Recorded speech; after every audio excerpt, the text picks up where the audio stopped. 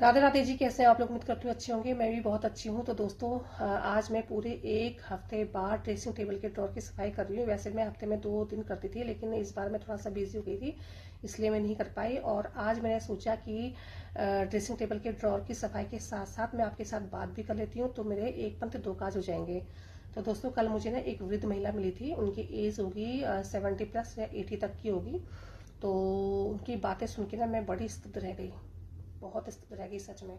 तो वो अकेलेपन से बहुत ज़्यादा परेशान थी। तो मुझसे कह रही थी कि बिटिया, क्या करूँ, मैं बहुत अकेली पड़ जाती हूँ, बोर हो जाती हूँ, और इस उम्र में काम भी नहीं होता है, और अगर काम भी करें तो कितना काम करें, और कितना हम बैठे रहें अकेले, ठीक है, बोलने वाला कोई है नहीं। और मेरी बहू है, वो खाना लेकर के अपने कमरे में चली जाती है, उसके बाद से वो आती नहीं है। मैं बहुत बोर हो जाती हूँ, दिन काटना बड़ा मुश्किल हो जाता है।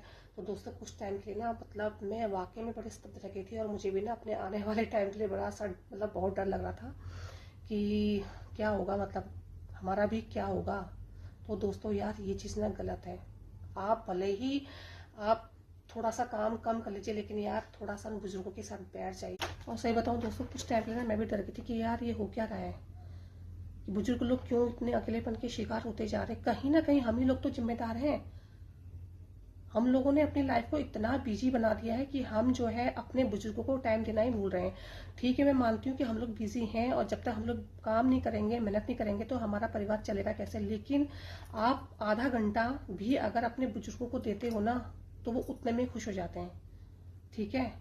लेकिन हम लोग क्या है भाई साहब, पैसा और जवानी, पैसा और जवानी दो चीज जो अस्थायी होते हैं, जो रहने वाले ही नहीं है, उसके चक्कर में हम भूल जाते हैं। उसके चक्कर में हम सब अपना कर्तव्य भूल जाते हैं कि हमारा बड़ों के प्रति क्या कर्तव्य, क्या फर्ज है। उन्होंने भी तो अपना समय दिया था ना हमें, तभी तो आज हम इतने बड़े हुए हैं, काम करने के योग्य बने। क्यों बने? क्योंकि उन्होंने अपना कीमती समय हमें दिया था। वो भी चाहते, वो भी इंजॉय करते लाइफ को। उन्होंने भी तो अपना कीमती समय हमें दिया होगा, तभी तो आज हम इस लायक बने हैं ना। तो हमारा क्या फर्ज बनता है कि हम अपने बिजी टाइम में से आधा घंटा भी अगर हम बुजुर्गों को देते हैं, अपने माता पिता को देते हैं, तो उनके लिए वही बहुत है। कम से कम अकेलेपन का शिकार तो नहीं होंगे दोस्तों। यही टाइम हम लोगों के ऊपर भी आ सकता है। जब आज उनके साथ हो रहा है, तो कल के दिन हमारे साथ भी तो होगा। मुझे ये समझ में नहीं आती कि लोग जवानी के जोश में और पैसों के जोश में भूल क्यों जाते हैं। पैसा तो आप फिर भी कमा लोगे। सोचो, अगर आपके आपके जो बड़े हैं, आपके बुजुर्ग हैं, अगर वो दुनिया छोड़ के चले गए दोस्तों, तो क्या आप उनको ला सकते हो दोबारा? पैसा तो फिर भी आप कमा लोगे, नहीं ला सकते ना। तो आपको बाद में पछतावा होगा कि काश हम अपने माता पिता के साथ बैठे होते, अपने दादा दादी के साथ बैठे होते।